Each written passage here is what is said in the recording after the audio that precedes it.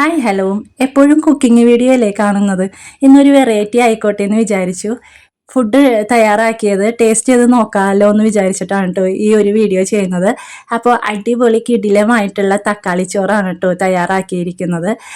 വളരെ എളുപ്പത്തിൽ തന്നെ നമുക്ക് സിമ്പിളായിട്ട് നാച്ചുറലായിട്ട് നമ്മുടെ വീട്ടിൽ തന്നെ ഉള്ള സാധനങ്ങളൊക്കെ വെച്ചിട്ട് തട്ടിക്കൂട്ടി തയ്യാറാക്കാൻ പറ്റിയൊരു ഐറ്റം. ഒരു ആഡംബരത്തിന് വേണമെങ്കിൽ കുറച്ചും കൂടി കളർഫുള്ളാക്കാൻ വേണ്ടിയിട്ട് ഒരു മുട്ടയൊക്കെ വേണമെങ്കിൽ കൂട്ടത്തിൽ ചേർക്കാം കേട്ടോ. ഞാനിവിടെ അതൊന്നും ചേർത്തിട്ടില്ല. തനി നാടൻ ശൈലിയിൽ രീതിയിൽ സിമ്പിളായിട്ട് തയ്യാറാക്കി എടുത്തിരിക്കുന്ന തട്ടിക്കൂട്ടിയുള്ള നമ്മുടെ തക്കാളി ചോറാണ് കേട്ടോ. അപ്പോൾ ഇതിൻ്റെ കൂടെ വേണമെങ്കിൽ പപ്പടമോ അച്ചാറോ സാലഡോ എന്തെങ്കിലുമൊക്കെ കൂട്ടി കഴിക്കാം. പക്ഷേ അതൊന്നും ഇല്ലെങ്കിലും സ്വാദിഷ്ടമായ തക്കാളി ചോറ് വെറുതെ കഴിച്ചാലും നല്ല രുചികരമാണ് കേട്ടോ. സിമ്പിളായിട്ട് തട്ടിക്കൂട്ടി എളുപ്പത്തിൽ തയ്യാറാക്കാൻ പറ്റിയ നാച്ചുറൽ ആയിട്ടുള്ള ഫുഡ് വീഡിയോസൊക്കെ ചാനലിലുണ്ട്. കയറി ചെക്ക് ചെയ്ത് നോക്കുക. അടുത്ത വീഡിയോയിൽ കാണാം. ഓക്കേ.